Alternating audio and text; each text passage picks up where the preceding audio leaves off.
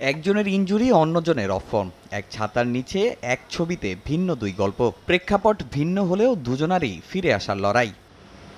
এবাদত যখন কোচ, মেন্টরের ভূমিকায় লিটন তখন নীরব শ্রোতা। ধীরে ধীরে ইনজুরি থেকে সেরে উঠেছেন টাইগার পেসার ইবাদত। পূর্ণ রিদমে না হলেও শুরু করেছেন বোলিং। লিটনের সঙ্গে তার রসায়নটাও জমে উঠেছিল বেশ। মাঝে এলকেডির কাছ থেকে মিলেছে ফ্রিতে ব্যাটিং টিপসও। মিরপুরে তখন বিশ্বকাপ স্কোয়াড ঘোষণার তোড়জোড়। তবে ওসবে ভুরুক্ষেপ নেই লিটনের। মনোযোগের পুরোটাই তার ব্যাটিং অনুশীলনে। চলতি বছর খেলা ৬ টি-২০তে ১৩.১৬ গড়ে ১০০-র নিচে স্ট্রাইক রেটে মোট ৬৯ রান। এদিন লিটন ব্যাটিং করলেন প্রায় ঘণ্টাখানেক। তবে বিগ শট নয়, থ্রোয়ারের বিপরীতে যেন ডিফেন্সই মনোযোগ তার।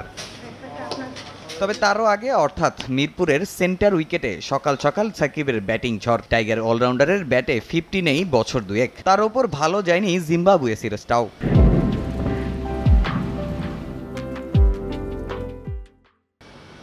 তাই তো নাজমুল আবেদিন ফাহিমের ক্লাসে নিবিড় দীক্ষা। এর আগেও যখন ব্যাট প্যাচে ছিলেন, শরণাপন্ন হয়েছিলেন শৈশবের শিক্ষাগুরুর। সবশেষ বিশ্বকাপে ভারত থেকে তার অধীনে অনুশীলন করতে বিশ্বকাপ চলাকালীনই চলে এসেছিলেন ঢাকায়। সাকিবও কোনো পেশাদার বোলার নয়, অনুশীলন করেছেন থ্রোয়ারের বিপরীতেই। মাঝে শ্যাডো করে বুঝতে চাইলেন নিজের ভুল ত্রুটি, অনুশীলন করে মাঠ ছাড়লেন একই সঙ্গে।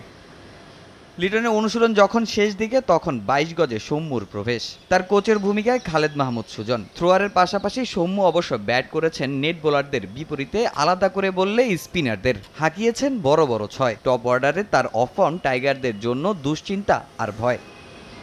সব মিলিয়ে বুধবারের শেষ অনুশীলনের আগে শেষবারের মতো নিজেদের ঝালিয়ে নেয়া এই ৩ ব্যাটসম্যানের, যাদের ওপর গুরু দায়িত্ব থাকবে টাইগারদের স্কোরবোর্ডকে সমৃদ্ধ করার। তামিম হোসেন, সময় সংবাদ, ঢাকা।